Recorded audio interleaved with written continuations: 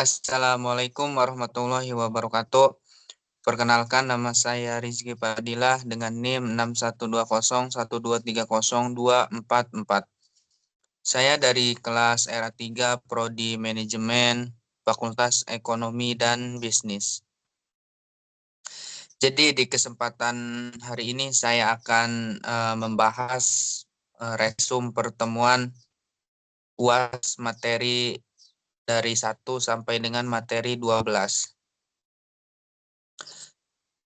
Mata kuliah pengantar teknologi informasi yang diampu oleh dosen Sehuroji Eskom MM.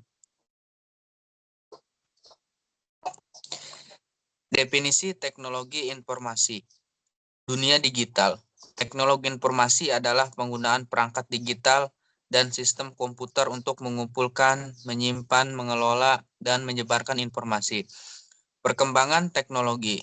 Perkembangan teknologi informasi terus meningkat pesat, mencakup komputer, jaringan perangkat mobile, aplikasi, dan internet. Pendukung efisiensi. Teknologi informasi digunakan untuk meningkatkan efisiensi dan produktivitas di berbagai sektor seperti bisnis, pendidikan, kesehatan, pemerintahan. Sejarah teknologi informasi. Teknologi informasi dimulai dari perkembangan mesin hitung dan perangkat mekanis pada abad ke-19 seperti kalkulator, mekanik, dan kartu phone. Zaman komputer pada 1940-an. Komputer elektronik modern mulai dikembangkan membawa revolusi dalam pemrosesan data dan kemampuan komputasi.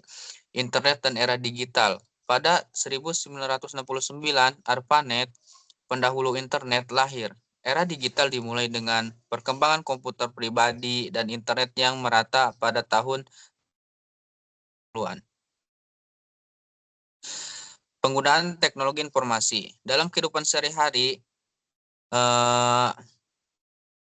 ada komunikasi. Teknologi informasi menjadi dasar komunikasi modern melalui email, pesan instan, media sosial, dan panggilan video. Hiburan. Internet dan perangkat digital memungkinkan kita untuk menikmati hiburan seperti streaming musik, film, dan game online. Belanja online. Teknologi informasi memudahkan kita untuk berbelanja secara online dari makanan hingga barang elektronik dengan pengiriman yang cepat dan aman. Peran teknologi informasi dalam bisnis. Di sini ada 3 poin. Poin yang satu adalah kolaborasi. Teknologi informasi memfasilitasi kolaborasi tim dalam bekerja sama dan berbagai informasi. Poin yang kedua, pemasaran dan penjualan. Teknologi informasi memungkinkan bisnis untuk mencapai audiens yang lebih luas, menjalankan kampanye pemasaran, dan menjual. Poin yang ketiga, pengambilan keputusan. Teknologi informasi menyediakan data dan analisis yang diperlukan untuk membuat keputusan yang lebih baik dan efektif dalam strategi bisnis. Dalam teknologi informasi juga terdapat tantangan ya dalam implementasi teknologi informasi. Yang satu adalah keselarasan teknologi dan proses. Yang kedua, sumber daya dan kompetensi. Yang ketiga, keamanan dan privasi. Keuntungan dan manfaat teknologi informasi. Autonomi dan efisiensi. Teknologi informasi memungkinkan autonomi berbagai tugas dan proses, meningkatkan efisiensi dan mengurangi kesalahan manusia. Poin yang kedua, akses ke informasi. Teknologi informasi memberikan akses ke berbagai informasi dan pengetahuan melalui internet, membuat pembelajaran dan penelitian lebih mudah. Poin yang ketiga, komunikasi global. Teknologi informasi menghubungkan orang dan dari berbagai belahan dunia, memungkinkan komunikasi global secara real time. Masa depan teknologi informasi. Kecerdasan buatan. Penerapan kecerdasan buatan atau AI dan teknologi canggih lainnya seperti Internet of Things, LOT, akan meningkatkan otomatisasi dan konektivitas dalam kehidupan sehari-hari. Komputasi kuantum. Perkembangan komputasi kuantum akan mengubah kemampuan komputasi dan memecahkan masalah yang saat ini sulit dipecahkan. Realitas virtual. Aplikasi realitas virtual dalam kurung VR akan semakin berkembang, menghadirkan pengalaman interaktif yang lebih mendalam di berbagai bidang termasuk pendidikan dan hiburan. Sejarah perkembangan komputer. Pengertian dan definisi komputer. Komputer adalah alat elektronik yang dapat menerima, menyimpan, mengolah, dan memberikan informasi secara otomatis. Komputer telah mengubah dunia dengan kecepatan dan kemampuannya. Komputer analog. Sebuah era di mana komputer beroperasi berdasarkan kontinuitas nilai. Menggunakan sirkuit analog untuk mewakili data, mereka sangat penting dalam pengaturan ilmiah dan militer. Komputer mekanik. Komputer yang menggunakan perpindahan fisik atau mesin untuk melakukan perhitungan. Contohnya adalah mesin hitung Babbage, menyumbangkan kontribusi penting bagi perkembangan teknologi komputer. Generasi komputer pertama, komputer tabung vakum, programmable racer invert.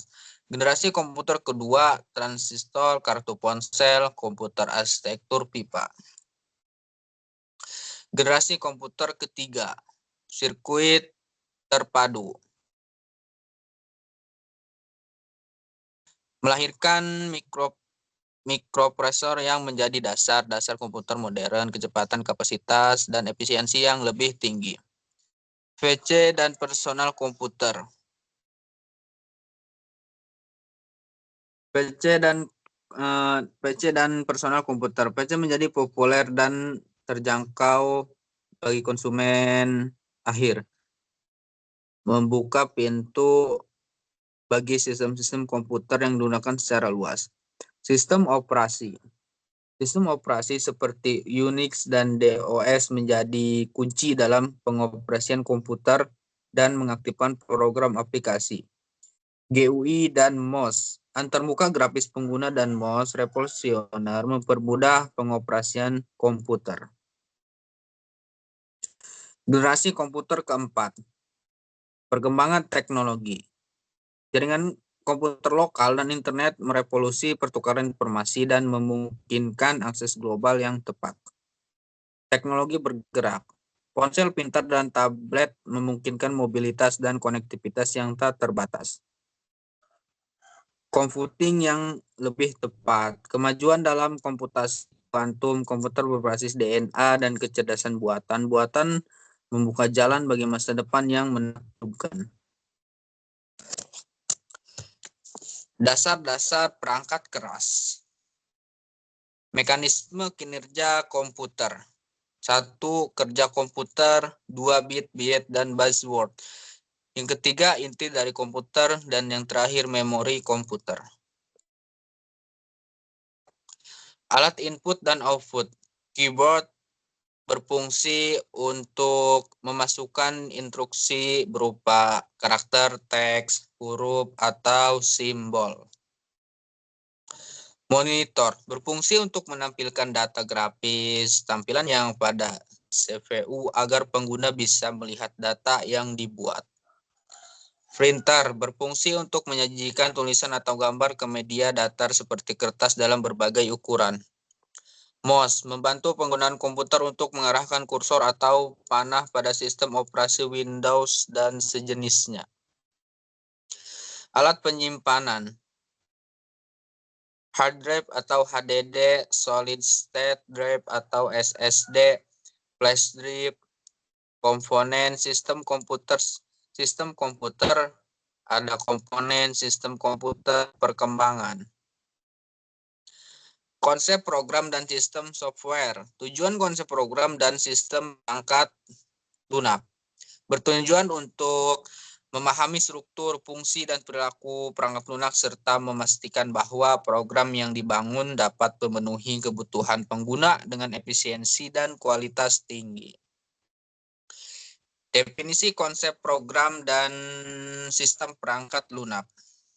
Konsep program dan sistem perangkat lunak merujuk pada standar, prinsip, dan teknik yang digunakan dalam merancang, mengembangkan, dan memelihara perangkat lunak. Hal ini meliputi proses, metode, dan alat yang terlibat dalam siklus hidup perangkat lunak.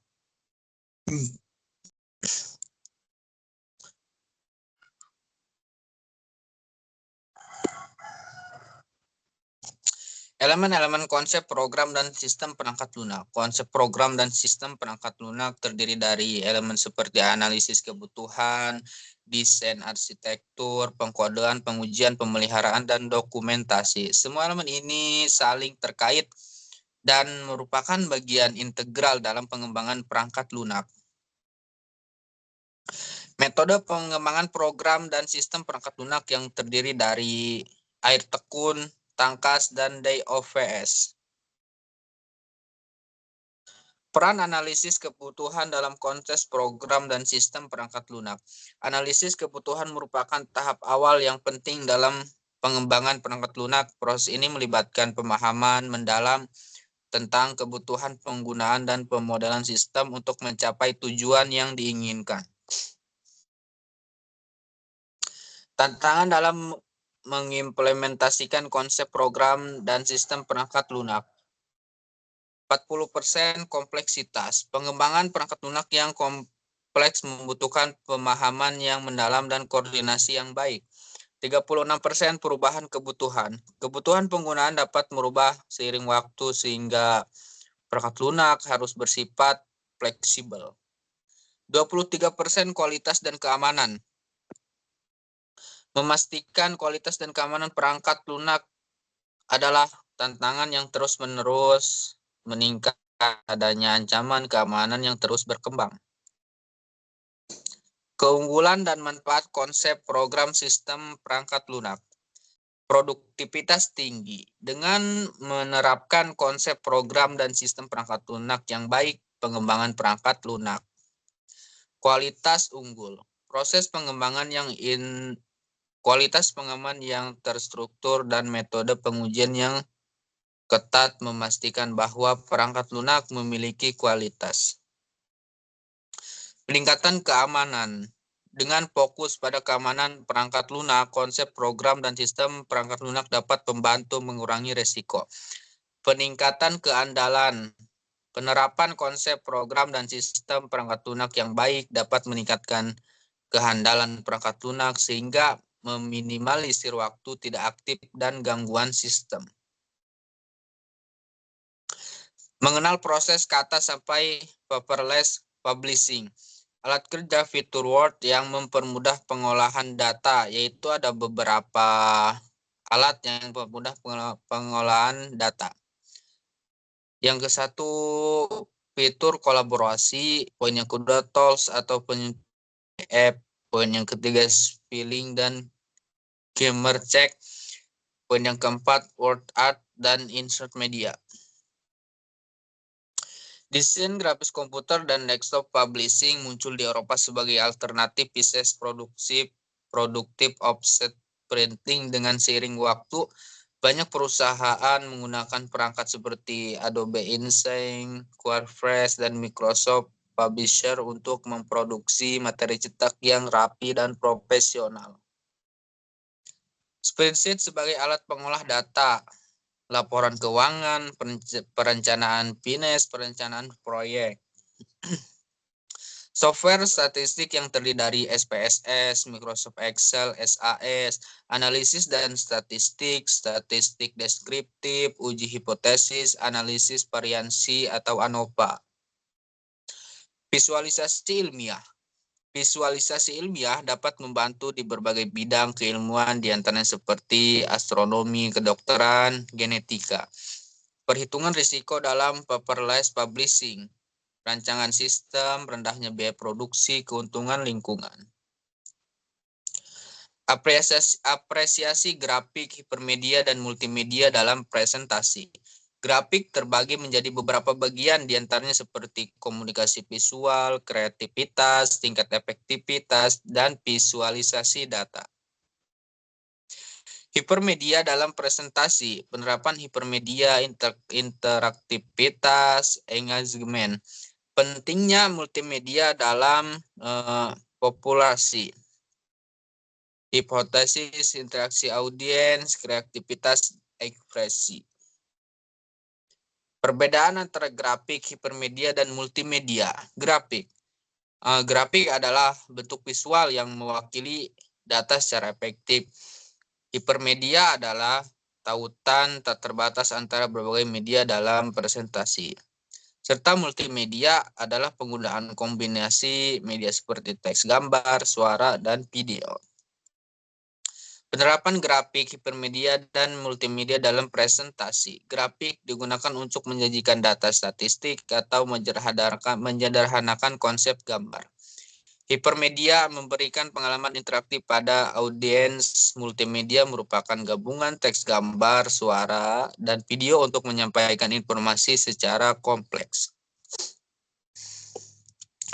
Pengertian database dan pengaplikasiannya. Pengertian database. Database adalah kumpulan data infrastruktur. Pengertian database. Database adalah kumpulan dan terstruktur yang disimpan secara sistematis. Ini mencakup entitas, atribut, dan relasi antara entitas. Manfaat penggunaan database. Penyimpanan efisien, akses mudah, pemeliharaan data, serta analisis data.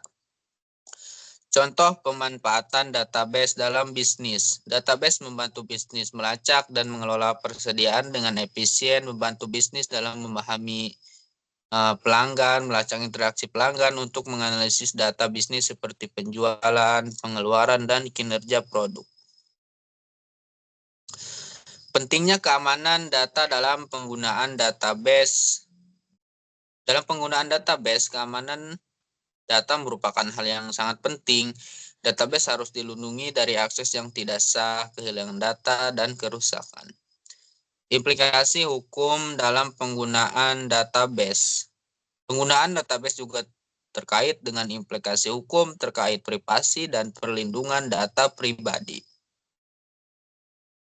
Tantangan dalam pengolahan database. 1. Skalabilitas. Poin yang kedua, kecepatan dan kinerja. Poin yang terakhir, kepatuhan terhadap peraturan. Pengembangan database di masa depan. Poin yang ke-1, database terdistribusi. Poin yang kedua, 1 titik, integrasi dengan kecerdasan buatan atau AI. Dan poin yang ketiga, lebih terfokus pada keamanan. Pertemuan 8, pengantar jaringan komputer dan telekomunikasi. Dasar jaringan komputer. Local Area Network atau LAN memahami konsep LAN dan bagaimana menghubungkan komputer dalam area terbatas, memfasilitasi komunikasi dan berbagai sumber daya. Wide Area Network atau WAN. Pelajari tentang WAN dan kemampuannya untuk menghubungkan jaringan melalui jarak geografis yang luas memungkinkan komunikasi global. Poin yang ketiga, network protokol. Jelajahi protokol penting yang mengatur cara data dikirim dan diterima melalui jaringan, memastikan komunikasi yang andal. The power of email. Terdapat 3 poin. Poin yang 1, komunikasi yang efisien.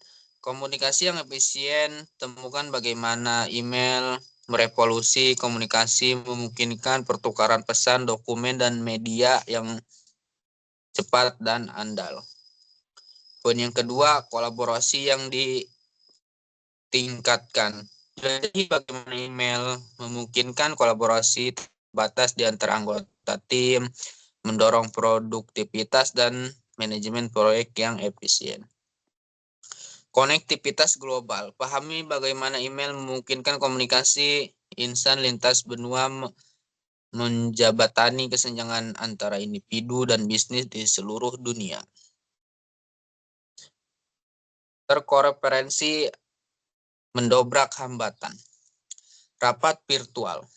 Temukan bagaimana teknologi terkonferensi memungkinkan individu dari lokasi yang berada untuk melakukan rapat, penghemat waktu, dan sumber daya.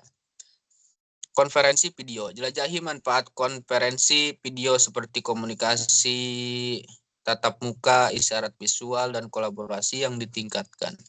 Webinar. Pelajari bagaimana webinar menyediakan platform interaktif untuk sesi pendidikan, lokal karya, dan konferensi yang dapat diakses oleh khalayak luas. Pesan instan terhubung secara real time. Real time memungkinkan real time communication. Rasakan kenyamanan pesan instan untuk komunikasi langsung, memungkinkan pengambilan keputusan cepat dan berbagai informasi cepat. Group chats. Jelajahi kekuatan obrolan grup, memfasilitasi komunikasi yang efektif di antara anggota tim, departemen, atau grup komunitas. Virtual presence.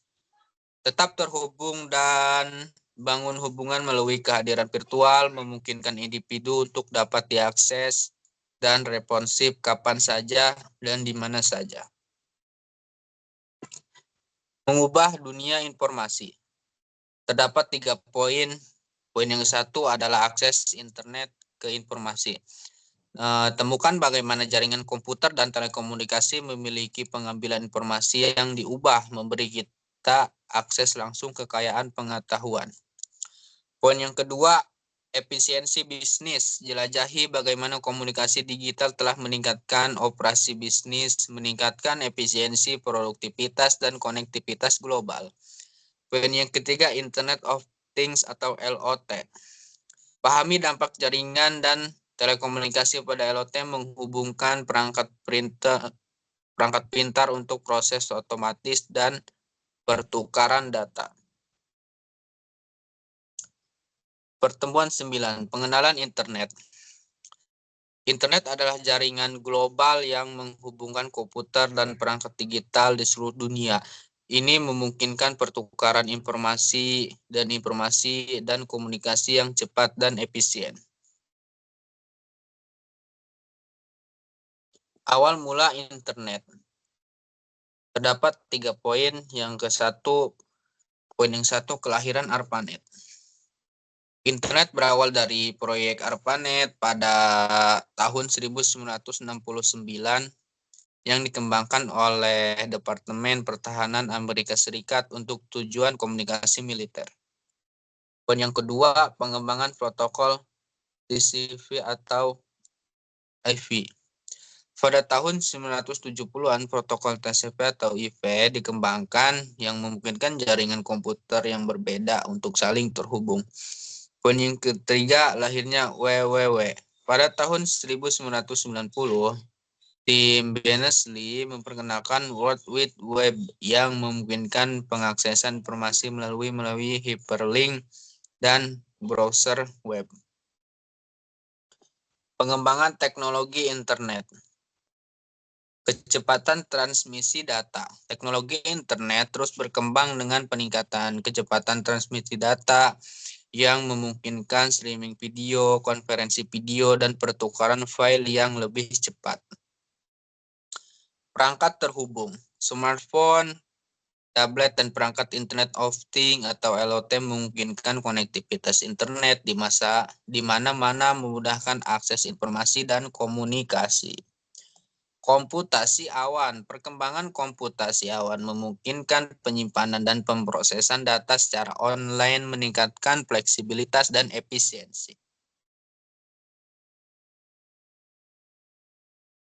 Dampak internet terhadap kehidupan manusia. Terdapat 4 poin. Poin yang ke-1, akses informasi global. Internet memungkinkan akses cepat ke informasi dan pengetahuan dari seluruh dunia.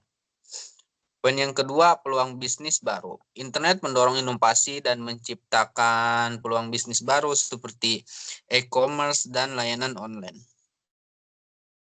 Poin yang ketiga, komunikasi instan. Media sosial dan aplikasi obrolan memungkinkan komunikasi real time dengan orang di seluruh dunia.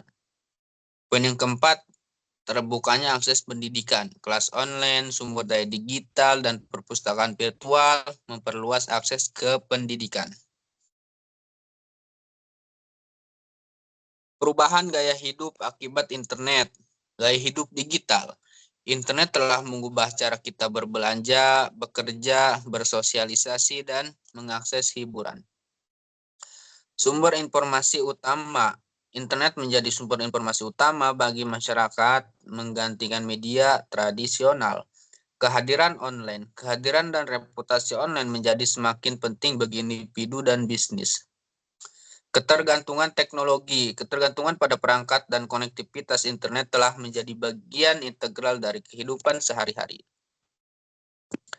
Tantangan dan isu terkait internet. Terdapat 3 poin. Poin yang ke-1, privasi dan keamanan. Ancaman keamanan siber, kebocoran data, dan pengumpulan data pribadi menjadi masalah penting. Poin yang kedua, konten berbahaya. Penyebaran informasi palsu, konten ekstremis, dan konten dewasa dapat mempengaruhi pikiran dan perilaku pengguna. Poin yang ketiga, kesenjangan digital. Tidak semua orang memiliki akses yang sama ke teknologi internet, menimbulkan kesenjangan digital. Masa depan internet. Terdapat 3 poin. Poin yang 1, teknologi 5G. Jaringan 5G akan meningkatkan kecepatan dan kapasitas mendukung kemajuan teknologi masa depan. Poin yang kedua, Internet of Things atau IoT. Pertumbuhan perangkat IoT akan memperluas konektivitas dan otomatisasi dalam kehidupan sehari-hari. Kecerdasan buatan. Penerapan kecerdasan buatan akan meningkatkan pengalaman pengguna dan efisiensi layanan. Pertemuan 10, memahami infrastruktur data dan informasi. Infrastruktur data dan informasi adalah fondasi penting dalam membangun ekosistem digital yang efisien dan terhubung. Teknologi, sistem, dan proses yang saling terkait ini memungkinkan pengumpulan, penyimpanan, analisis, dan distribusi data dan informasi secara efektif. Infrastruktur data dan informasi adalah fondasi penting dalam membangun ekosistem digital yang efisiensi dan efisien terhubung. Teknologi, sistem, dan proses yang saling terkait ini memungkinkan pengumpulan, penyimpanan, analisis, dan distribusi data dan informasi secara efektif. Definisi dan konsep dasar infrastruktur data. Terdapat 3 poin. Poin yang ke-1, basis data. Infrastruktur data terdiri dari sistem manajemen basis data yang menyimpan dan mengelola data secara infrastruktur. Poin yang kedua, konektivitas. Jaringan konektivitas yang menghubungkan berbagai komponen infrastruktur data memungkinkan akses dan pertukaran data. Poin yang ketiga, server dan penyimpanan. Infrastruktur data mencakup server, storage, dan perangkat komputasi untuk menampung dan memproses data. Komponen utama infrastruktur data. Perangkat keras meliputi server, storage, jaringan, dan komponen fisik lainnya yang mendukung pengumpulan, penyimpanan, dan pemrosesan data. Perangkat lunak meliputi sistem operasi, database, aplikasi analitik, dan alat manajemen data yang memungkinkan pengolahan data dan analisis data. Sumber data. Berbagai sumber data baik internal maupun eksternal yang menjadi masukan bagi infrastruktur data. Proses dan alur kerja. Meliputi prosedur, kebijakan, dan alur kerja yang mengatur pengumpulan, pengolahan, dan distribusi data dalam organisasi.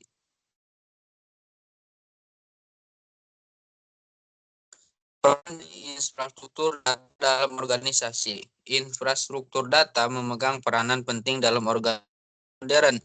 Ia bertindak sebagai tulang punggung yang menghubungkan berbagai sistem, aplikasi, dan sumber data untuk mendukung pengambilan keputusan yang tepat dan efisien. Infrastruktur data memegang peranan penting dalam organisasi modern. Ia bertindak sebagai tulang punggung yang menghubungkan berbagai sistem, aplikasi, dan sumber data untuk mendukung pengambilan keputusan yang tepat dan efisien.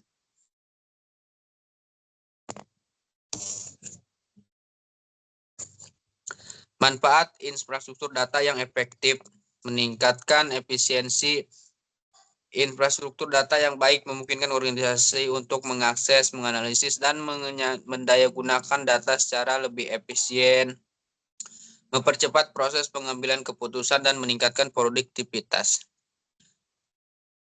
Poin yang kedua, pengambilan keputusan yang lebih baik. Dengan akses yang lebih mudah dan analisis data yang komprehensif, organisasi dapat membuat keputusan yang lebih cerdas dan berbasis fakta sehingga meningkatkan keefektifan operasional. Poin yang ketiga, inovasi dan pengembangan produk. Infrastruktur data yang kuat dapat mendukung pengembangan produk atau layanan baru dengan memanfaatkan wawasan dari data, memungkinkan inovasi dan perluasan usaha. Tantangan dalam membangun infrastruktur data.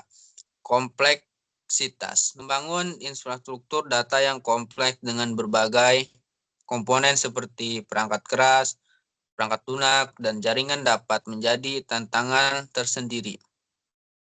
Keamanan privasi. Menjaga keamanan dan privasi data menjadi prioritas utama. Menerapkan protokol keamanan yang ketat atau manajemen akses yang efektif diperlukan untuk melindungi data. Sumber daya terbatas. Keterbatasan sumber daya, hak anggaran, keahlian, maupun infrastruktur dapat menghambat pembangunan infrastruktur data yang optimal. Perubahan teknologi. Perkembangan teknologi yang cepat menuntut organisasi untuk selalu menyesuaikan infrastruktur data mereka. Adaptasi dan pembaruan secara berkala menjadi tantangan tersendiri.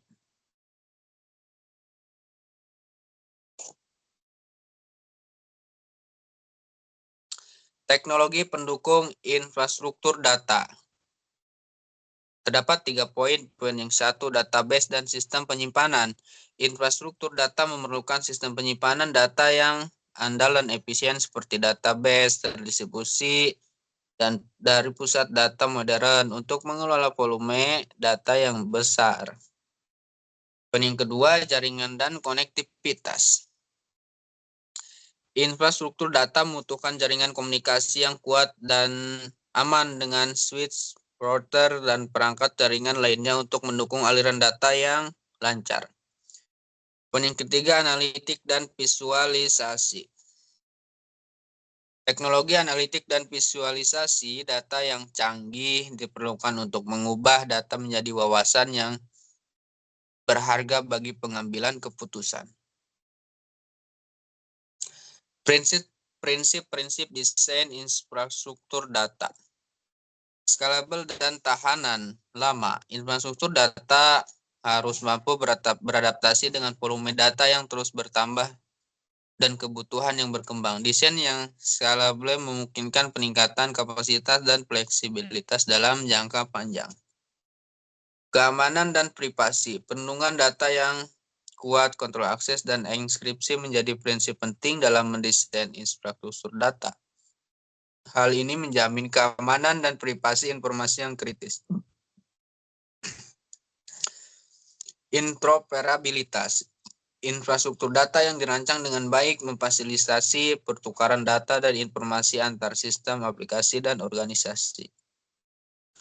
Efisiensi biaya. Pemilihan teknologi yang tepat dan optimalisasi proses dapat mengurangi biaya operasional infrastruktur data. Penggunaan sumber daya secara efisien menjadi penting untuk berkelanjutan. Tren dan perkembangan terkini dalam infrastruktur data. Tren dan perkembangan terkini dalam infrastruktur data, perkembangan teknologi telah membawa perubahan signifikan dalam infrastruktur data. Saat ini kami melihat tren-tren seperti peningkatan penggunaan cloud computing, adopsi big data dan analitika, serta implementasi Internet of Things atau IoT dan edge computing. Pertemuan 11, mengenal e-commerce dan e-business. E-business mencakup semua aspek penggunaan teknologi informasi untuk mendukung dan pengelolaan operasi bisnis. Ini melibatkan berbagai proses bisnis yang dilakukan secara elektronik. Manajemen rantai pasokan, supply chain management, pengelolaan aliran barang dan informasi antara pemasok, produsen, dan pelanggan. Manajemen hubungan pelanggan, customer relationship management, menggunakan teknologi untuk mengelola interaksi dan hubungan dengan pelanggan. Procurement, proses pengadaan barang dan jasa secara elektronik dari pemasok. Enterprise Resource Planning atau ERP, sistem yang mengintegrasikan berbagai fungsi bisnis seperti akuntansi, keuangan, produksi, dan sumber daya manusia. E-learning, penggunaan teknologi untuk pelatihan dan pendidikan karyawan.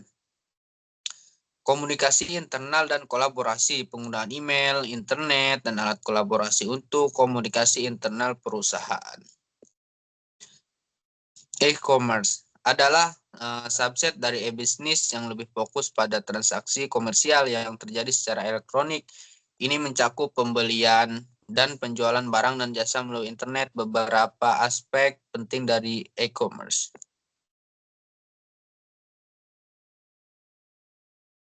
Toko online atau online store, situs web atau platform tempat produk dan layanan jual kepada konsumen. Marketplace, platform yang mempertemukan penjual dan pembeli dari berbagai vendor seperti Amazon, Tokopedia, atau Bukalapak. Pembayaran elektronik, electronic payment, sistem pembayaran yang memungkinkan transaksi online seperti kartu kredit, PayPal, dan dompet digital. E-ticketing, penjualan tiket untuk acara transportasi dan layanan lainnya secara online. Mobile commerce, m-commerce, e-commerce yang dilakukan melalui perangkat mobile seperti smartphone dan tablet. Digital produk, penjualan produk digital seperti musik, e-book, software, dan aplikasi. Perbedaan e-commerce dan e-business. 1. Cakupan. E-business lebih luas dan mencakup semua aspek operasi bisnis yang dilakukan secara elektronik, serta e-commerce lebih fokus pada transaksi komersial online. Fokus aktivitas. E-business mencakup proses internal dan eksternal perusahaan termasuk manajemen, produksi, pemasaran, dan penjualan. E-commerce terutama berfokus pada transaksi jual beli antara penjual dan pembeli. Contoh implementasi. E-commerce, toko online seperti Lazada atau Shopee yang menjadi produk langsung kepada konsumen melalui platform online. E-business, perusahaan menggunakan sistem ERP untuk mengintegrasikan dan mengelola operasi bisnis mereka, atau menggunakan CRM untuk melacak interaksi pelanggan dan meningkatkan layanan. Pertemuan 12. Perancangan sistem. Perancangan sistem adalah proses merancang dan menentukan spesifikasi dari semua sistem yang akan dibangun atau diubah dengan tujuan untuk memenuhi kebutuhan dan tujuan tertentu. Proses ini mencakup berbagai langkah yang diperlukan untuk memahami, mengembangkan, dan mendokumentasikan kebutuhan secara solusi yang akan diimplementasikan dalam sistem. Contoh perancangan sistem manajemen inventaris. Jika sebuah perusahaan ingin membangun sistem manajemen inventaris, langkah-langkah perancangan sistem mungkin melibatkan pengumpulan kebutuhan dari staf gudang dan manajemen, melakukan studi kelayakan, rancangan arsitektur sistem, membuat prototipe awal, mengembangkan dan menguji sistem, memasang sistem di lingkungan produksi, dan memberikan pelatihan kepada pengguna. Sistem informasi akademik. Contoh lain adalah perancangan sistem informasi akademik untuk sebuah universitas. Langkah-langkah meliputi pengumpulan kebutuhan dari dosen, mahasiswa, dan staf administrasi, melakukan studi kelayakan, merancang arsitektur sistem, membuat prototipe awal, mengembangkan dan menguji sistem, memasang sistem di lingkungan produksi, dan memberikan pelatihan kepada pengguna. Pentingnya perancangan sistem, efisiensi. Perancangan sistem yang baik dapat meningkatkan efisiensi sistem dengan meminimalkan pemborosan waktu dan sumber daya. Kemudahan pengguna. Perancangan sistem yang mempertimbangkan kemudahan pengguna akan membuat sistem lebih mudah dipahami dan digunakan oleh pengguna sehingga meningkatkan kepuasan pengguna. Keandalan. Sistem yang dirancang dengan baik cenderung lebih andal dan tahan terhadap kesalahan sehingga mengurangi resiko downtime dan kerugian. Kejelasan. Perencanaan sistem yang jelas dan terstruktur akan memudahkan pemeliharaan dan mengembangkan sistem di masa depan. Manfaat perancangan sistem. Meningkatkan kualitas sistem. Perancangan sistem yang baik dapat meningkatkan kualitas sistem dengan memastikan bahwa sistem memenuhi kebutuhan pengguna dan tujuan bisnis. Mengurangi resiko kegagalan. Perancangan sistem yang terstruktur dan komprehensif dapat mengurangi resiko kegagalan sistem dengan mengidentifikasi dan mengatasi potensi masalah sejak awal. Mempermudah pemeliharaan. Sistem yang dirancang dengan baik akan lebih mudah dipelihara dan diperbarui di masa depan sehingga mengurangi biaya dan waktu yang dibutuhkan untuk pemeliharaan. Mungkin hanya itu saja presentasi dari saya pertemuan 1 sampai 12, kurang lebihnya mohon maaf. Wallahul muwaffiq ila aqwamit thoriq. Wassalamualaikum warahmatullahi wabarakatuh.